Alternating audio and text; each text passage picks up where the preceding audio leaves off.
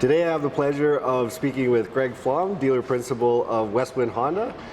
Thanks for joining me on today's episode of Encourage. Happy to be here. Well, because it's my store, so yeah. I'm happy to be here. Well, we came to you.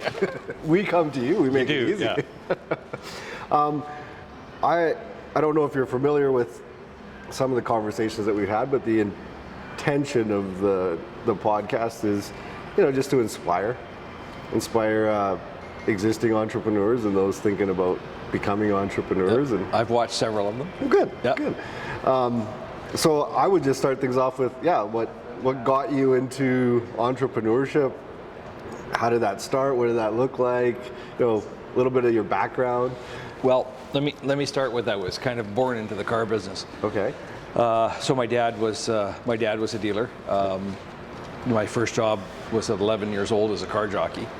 Oh. So I've been in the car business for 48 years, just not full-time, but 40 years full-time. What's a car jockey? He's the guy that moves around the cars and washes the cars and all right, and picks up garbage off the lot and shovels snow. And so you started at the bottom of the totem pole. I started at the bottom of the totem pole, and I did that for a long time, right? Because I literally worked full time from when I was 16 as a car jockey. I used to finish school, go to school, go to work, and used to work 6 days a week. So that's cool, man. My dad was a slave driver. Yeah. And you were getting whipped then every day to Absolutely. Get to work and show up and do your duty. That's right. And then how did that progress? When I was 17, my dad bought a dealership, and as soon as I graduated, I started working in the parts department. And was that here in Lethbridge? No, that was in Winnipeg. Oh, Winnipeg. Yes. Oh. Yes, I've only been in Lethbridge for 8 years, so Winnipeg the previous 50. Interesting. I didn't know that actually about you. Yeah. I don't think we've actually chatted about that before. Nope. Nope. So then you worked for your dad at that dealership? I did, and then my dad sold the dealership when I was 27 years old. Okay. And sold me with it, and so I worked for the next owner, but at a different store. He was a multi-franchise dealer, so I worked, he transferred me to his Chevrolet store. And I worked for him for a bit, and then I went into automotive banking for 15 months, way too corporate for me. Yeah. Went back into the car business in Winnipeg, working for a GM dealership. And after a couple of years, I left there. I was a little disenfranchised with some of the people that I had been working for, and I worked at a small used car dealership. We used to sell 1,500 cars a year. Oh wow! So very small. It'd be bigger. Petite. It'd be bigger than most of the dealerships in Lethbridge would be. And then I worked there for 7 or 8 years, and then I got convinced to go to the Birchwood Automotive Group in Winnipeg, where I was there for 14 years and as general manager of different stores. Wow. Yeah. So all that time working for somebody else, though. Yes. Then you come to Lethbridge. Yeah. So I got an opportunity to buy in. Now, opportunities to buy into a dealership are far and few between. They're really expensive to get into. Less than 1% make it to be the dealer. Okay. So to get the opportunity it's rare. Yeah. So I had the opportunity to buy in to what was then McFadden Honda, and Sherry Thompson, who is Barry McFadden's daughter, was running the dealership, and she just passed away. Okay. And so they were looking for somebody, and I was looking to buy in, and so it was a great opportunity. So picked up and moved here. Good for you. Yeah. Good for you. So you made the 1% cut. I made the 1% cut. I did. Yeah. And it's you know what, I mean, I always grew up, my grade 9 yearbook says, what do you want to be? Yeah. Car dealer. It's just what I always wanted to do. Still what I want to do. It's just, you know, there's the car business, and then there's people. Yeah. And I really, you know, cars are cars. Yeah. You know, people say to me, you know, oh, Honda must be the best thing in the world for you. And for me, Honda is the, you know, it's great. There are a lot of great car manufacturers out there. I worked for a lot of other, you know, stores that were different manufacturers. Yeah. You know, the worst thing about Honda is they make such a good product that our service department isn't as, you know, busy as I'd like it to be. But you know, I don't have an H tattooed anywhere on my body, right? Fair but you know, because it was, I've got 9 years of Honda in my career out of a career of 40 years. Well, now I at least know what to get you for a gift certificate is a tattoo. Yeah. Yeah. This body's going into the ground clean. There'd be no tats. Hey, it was worth a shot. Yeah, exactly. Wanted to, you know, almost like the Yellowstone. Yeah. Right. Yeah. You're gonna I'd rather have branded. Yeah. Hey, if it goes, Dutton's not branded. Just everybody else. Just everybody else. Yeah. Just everybody else. And that you said people. Yes. I've known you a little bit. Others may not, but you have really good leadership abilities. You care about the people that you're surrounded with. Very much so. Yeah. How do you manage like a good work culture? You know, the kind of culture where people are excited to come into work and because it seems like you have that. So. Yeah, you know what, we have a great staff. I can tell you pretty much all my staff's stories, spouses, that type of stuff. You know, we lost one of our managers last month. He passed away, and it had a really big effect on me. It's not the first time that I've worked with somebody that's passed away, but you know, I think it's different when you work somewhere and a coworker passes away as opposed to one of your staff. No doubt. He had a heart attack. Yeah. So yeah. So you know, and Mike Szymanski, he's more dear to me than most people knew. But you know, it's just I talk to every employee every day. Yeah. Right. Yeah, you're present. Yeah. Well, it's the first thing I do in the morning is I take my coat off, I start my computer, I do one quick accounting thing, and then I walk through the dealership and say good morning to everybody. You know, I think everybody knows that if they have if something's wrong or there's an issue, that they can come to me. They go to their manager first, but if they need to talk to me about it, they talk to me about it. I also have one of the things that kind of drives me a little crazy sometimes is my managers try and protect me, right? Okay. Protect me from customers.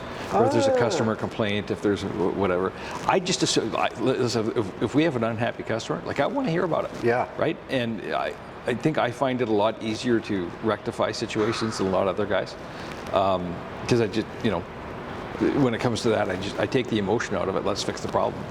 And well, one of the things that you said earlier off camera that I think is probably a good example of your leadership qualities was talking about COVID and not letting people go during that time. Did you want me to tell the story? Okay. Yeah, I'd love to. So COVID hit. There was a whole bunch of dealers all across the country, right, launching people, right, saying, you know, we've got too much staff, we have to.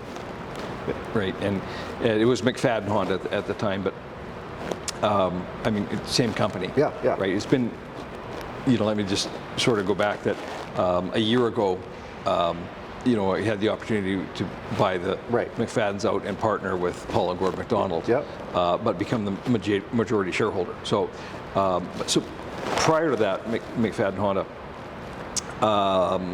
COVID hits, and we gathered everybody in the service department, and you know, there really wasn't any customers around at the time, so I mean, we could have done it anywhere, but I just said, we've been in business for almost 50 years. we'll weather the storm, and we're not going to lay anybody off. If you want to get laid off, that's fine. We can accommodate that, but I want to keep the team together, Right. and we'll paint the dealership. And it's the most expensive, worst paint job ever. Right? It took us 2.5 to 3 months to paint everything, and we paid everybody along the way, and we didn't lay anybody off. Yeah, so it was. I just like the line. It's the most expensive, worst paint job. Yeah, But what a team building exercise too, yeah, right? Like, absolutely. do you think that added like a sense of like ownership for people? Like just in terms of like their place of work, like. Or was it just more? It was just fun and. Well, I think people appreciated being employed as opposed to being laid off. Right. For sure. Right. It would have taken a lot of stress off people going. I can feed my family. I can pay for my rent. And you know what? That was not a very profitable year, right? Even with the the government benefit that we got from it. It was not the best year ever, but we survived. Good. Yeah. So what's in the life of a dealer principal like you? What's your morning routine look like? Oh, I get out of bed about 10 o'clock in the morning, and I go golfing, and no, I'm usually here by 8:15, 8:30. I do my morning walkthrough. Yeah. We basically look at the results daily of what we did, what we've done month to date, year to date. Yeah. We have managers meetings 3 times a week. They only last 15 minutes. It's just a quick update on so that all of our managers know what's going on in all the departments. And then it's a matter of managing managers, right? If there's any things we need to go over, any inventory control, any results that need to be reviewed further. But a lot of it's just the little stuff. Walk around the showroom. Is there any garbage around the showroom? Right. Is the lot clean? Is it free of if there's ice on the ground? Has it been salted? I also do the lot clearing. So I drive our skid steer. Oh, do you really? Yeah, I do that because I don't. It's a thing about. I mean, I've been driving tractors when I was a car jockey when I was like 12 years old. So I just it's not fun. It's very repetitive, but it needs to get done, and we're small. It's leading by example, though, too. Well, I guess, but it's a small store, and you got to pitch in where you got to pitch in. Yeah. But that's kind of my point. Is like you're not afraid to get in the my hands dirty. Yeah. Oh, no, these hands don't get dirty. They're so clean and soft. That's right. Well, Look, moisturized. I got a blood blister. Is that from the skid steer? No, that's from scuba diving, actually. So, outside of the business side, what about personally? What's a morning routine? You get up, obviously. I get up. I usually get up at 6:30. I read the news. I read the automotive news. Yeah. So I mean, I look at the financial news. I look at the automotive news. We're coming up to some unprecedented times. Oh. Okay. As the industry leads towards one consolidation. Okay. Which is, you got large dealer groups. Right. And, we're lucky in Lethbridge because, we've got a couple dealer groups, but they're not the big guys. Yeah. Right? But you have we have a large number of single point dealerships or dealers like independents almost. Right? Independents, yeah. So the consolidation, there's electrification, there's online sales.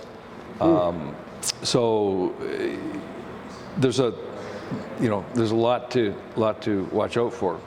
Is it innovation? Is it disruption? Is it both? It's both. Yeah. It's both. So I make sure that I'm knowledgeable on that. Yeah. and I'm always making sure that I'm reading a book. Yeah. To Do you have a favorite? Do you have like one that really stands out to you? One I always go back to is the seven habits of highly effective people. Oh, I haven't read that one. I'll put it on the list. Yeah. Yeah. So, and then I do some other stuff on the side. So I'm on the Honda Dealer Advisory Team, which is Honda's national council. Okay. I am the president of the Honda Dealer Ad Association. So. I didn't know that. For the Alberta. For the province. Yeah. So I'm the president and chairman for that. Although, so I've been doing that for 6 years. I've been on HDAT for 3 years. So there's some stuff that goes along with that, and I do that so that I keep it. I've got a source of reputable knowledge coming down of what's coming down the line. Yeah. So I also make sure that I get some relaxation time after work. Good. Good. So, yeah.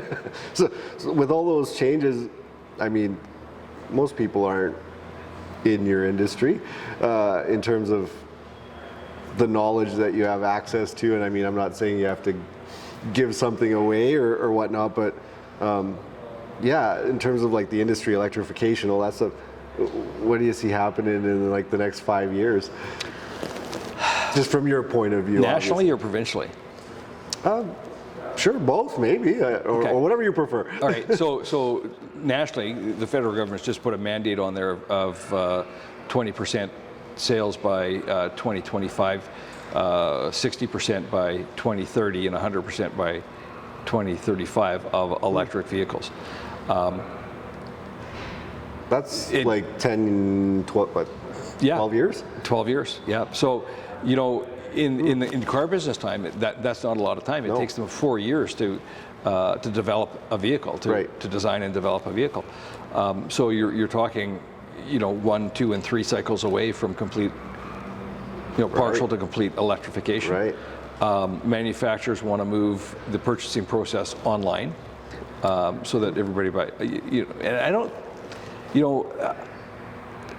people may want to start something online, but they don't want to complete it online. They're still looking for people. One of the biggest obstacles you can. And a touch and feel. And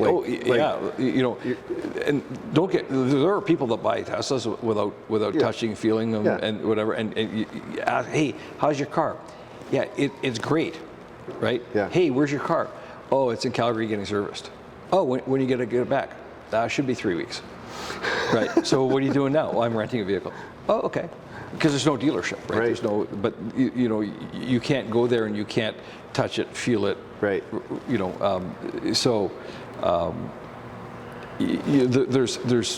There's issues with that. I mean, listen, if I'm going to spend, 30, 40, 50, 70, $150,000 on something, like, I want to touch it, right? I want to know what I'm getting. Yeah. Right? Do I fit? Yeah. Right? How do I feel in it? Now listen, I'm 5'8". I fit into everything. But you've got to wonder how that's going to go. Right. So it's almost taking it, or at least nationally their vision is almost taking it to the California style. That's company. exactly what they're doing. But in Alberta, we burn natural gas for our energy. Yeah. Does it make sense to? So in Manitoba, where they've got hydroelectric power, right, and it's 100% hydroelectric, it makes a whole bunch of sense until you get to winter, right? Because I mean, I'm from Winnipeg, and the winters are brutal, right? I joke with my service manager. He goes, "Oh my God, it's cold, guys. It's minus 20. I'm going to break out my winter coat soon." Yeah. Right. But in Alberta, where we burn natural gas for electricity, does that make sense? Well, you're burning one fuel instead of another. Yeah. And I think when it comes to the whole, because we have oil and gas, we get to the whole. I'm loyal to oil and gas, and I think Alberta is going to be the last to switch over right? I don't think fair. I mean, I'm not the smartest guy in the room to determine whether one is better than the other, how to get there. I don't think that Alberta's in any rush to legislate battery electric vehicles when we get so much of our provincial treasury from oil and gas. So it doesn't make sense to do that.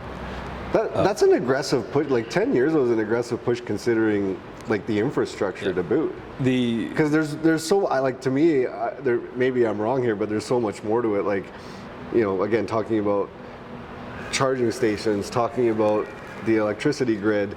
You know, when it's hot in the summer, even for example, and everyone's running their AC units, like that's already a problem. How does that compute now when you have the added component of vehicles? 100%. So there's a lot of upgrades that have to be done even for all of that to work. If you live in a neighborhood that was built in the 80s, the chances are that you could have 3 chargers, level 3 chargers or level 2 chargers, charging your vehicle in one block before your electricity grid goes down. Now, I'm not sure what Lethbridge is like, but that's what the industry is saying. That's what the electrical industry is saying, that you know, they're going to have to rewire the whole country. Right. Yeah. Wow. And that also then, though, at least from my understanding of the components of electric, like that plays a part into servicing, doesn't it? Yeah, you know what? No matter what kind of car you have, it's going to need to get serviced. Electric vehicles are harder on brakes and suspension because they're really heavy. Right. They're like a Yukon. Okay. Right. Yeah, the battery's heavy. All those. Right. And so, you know, batteries fail. Yep. Right. And software is going to be where. Yeah. Now I didn't think of that. I was reading an interesting article down in the States. So there are some independent electric vehicle service departments opening up. A lot of them have electrical engineers on staff, and they charge $250 an hour for service. Not for your brake and suspension, but for your software, for your electrical. Right. And the number one issue that majority of automakers have today is electrical. Right. There's over a mile of wiring in any car that's produced. Right. So the opportunity for electrical failure, software failure, is biggest anyway. Yeah. Most of what we do here is maintenance. Right. Brakes. Yeah, we're still going to do. We won't have to do oil changes, but you're still going to have to do your brake service. You're going to have to do your suspension service. You're going to have to change your tires. Right. That stuff won't change. Oh, that makes sense. Right. So. So like, just some people get stuck on the whole combustible component of like repairs on an engine. Is that where? Because I see people like get stuck. Oh, what's that going to do to the service industry then? Yeah. Within dealerships and other, and I kind of see it like you. Like, there's just as many opportunities. It just might look different. So the actually study that I was shown last week says electrical vehicles cost 60% to maintain of what an ICE or internal combustion engine is. So it's going to be 40% less, but do you still have to come in twice a year? Well, are you got tires? So you got summer, winter tires. Yeah. You want to make sure your brakes are good. You need your wiper blades changed. Yeah. You need so there's still all this stuff that will you have to come in twice a year? Well, you probably should. Yeah. You know, I'm a big advocate for winter tires. Yeah. Because as soon as it hits 8 degrees, you start losing traction. Yep. Right, on a normal all-season radial tire, right? What does that mean? Well, it means it takes you 30, 50, 70 feet longer to stop, right? And you know what? Four-wheel drive, all-wheel drive, they don't help you stop. No, that has nothing to do with braking. Yeah. Yeah, it's interesting in Alberta. I've never seen so many pickup trucks in my life.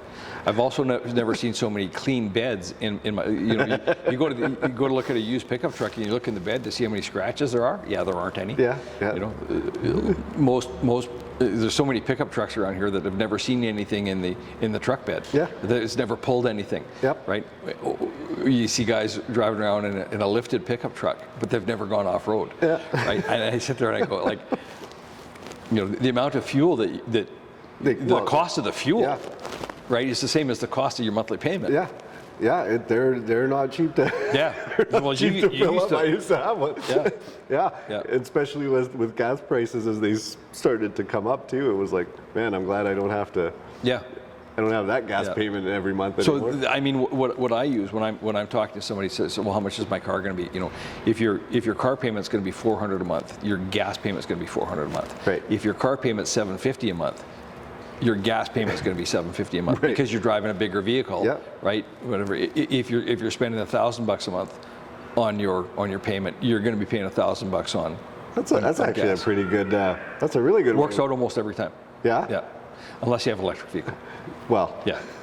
But then there are other costs anyway. There are other costs. Yeah. At least right now. Yeah. You're paying generally more for it. So I had a friend of mine, just before COVID, he calls me up and he says, hey, Greg, you want to go skiing in Whitefish? And I chuckled. I said, you want me to drive, right? Your car won't make it? He's like, yeah. From range, from range, right? Yeah. So if you've been in those cars, does the range really change? Not that I'm trying to stay on electric, but out of curiosity, does the range actually change in cold weather? Yes. Like drastically? Like 50%. Well, I mean, depends how cold. Yeah, right? sure. Right. You know, if you're in Edmonton, right, where you've got the same winter as Winnipeg. Yeah. Right. The cold affects the batteries. The battery can't maintain as much of a charge. Right. You're using a lot more things. You're using the defroster. You're using the heater. Right. You turn, as soon as you turn on your radio and your lights and everything's working on battery, and you're not recharging it. So yeah, it goes down as soon as you put that heater on, and heated seats and all the other luxuries. Right. Right. I mean, just running your computer alone. Yeah, it's not just about the fact that the battery's cold. It's that you're also drawing from the battery all of those. Yeah, you're drawing from everything. Your phone on charge. Right. Right. And just but when you get into winter, you lose 30 to 60% of your range. That's actually pretty, and that doesn't even get into the hauling component if you're towing something. Right. Yeah. Wow. That's pretty wild. Yeah. So you educated me on a few things today. That's what I do. What about some tips? Yeah, you know, someone that's you just recently got to go through this ownership experience. Yeah.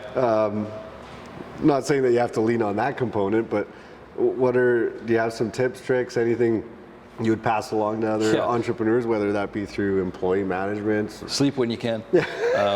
Because when you get up at 3 o'clock in the morning, you go, oh shit. Right. Right. It's true story. Yeah. Sleep when you can. It's like having a baby. Yeah. Right.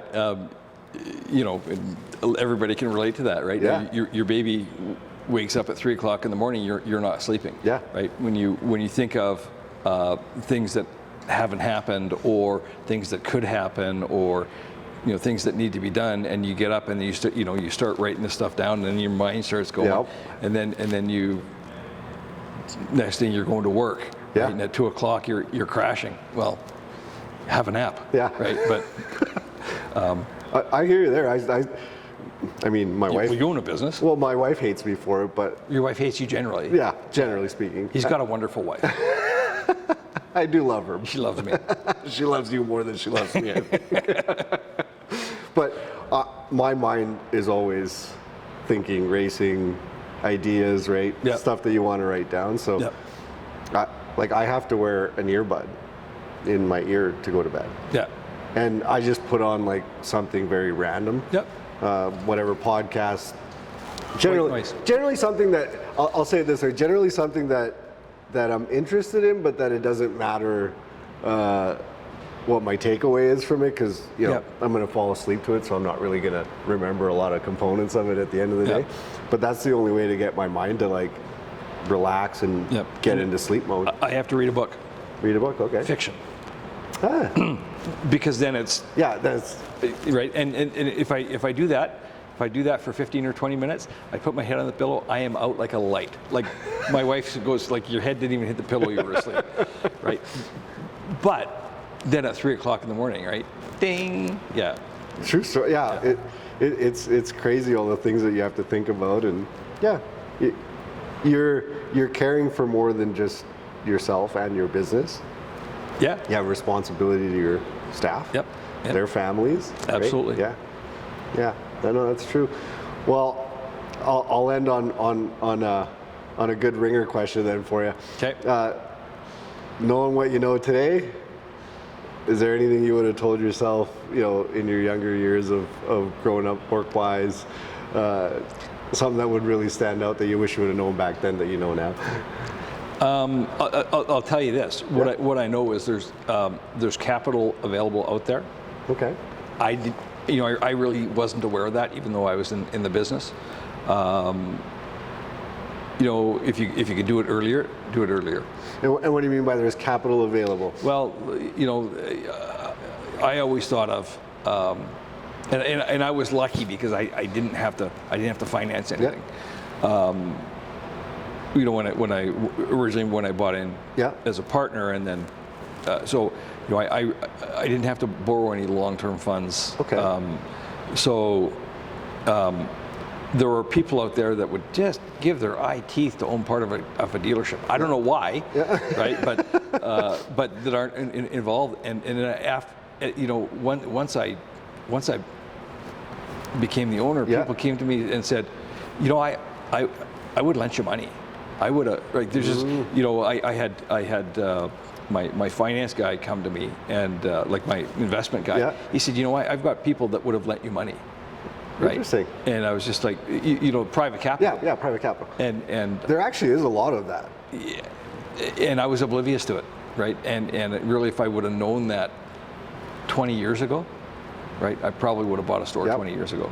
Yeah, I'm not against banking. I'm just saying, there's more people out there that have access to their own funds that are willing to make bets. Yeah, well, when you go to a bank for a large loan, is hey, I need to borrow $2 million. They go, okay, do you have $2 million in assets? Yeah. No, that's why I'm here.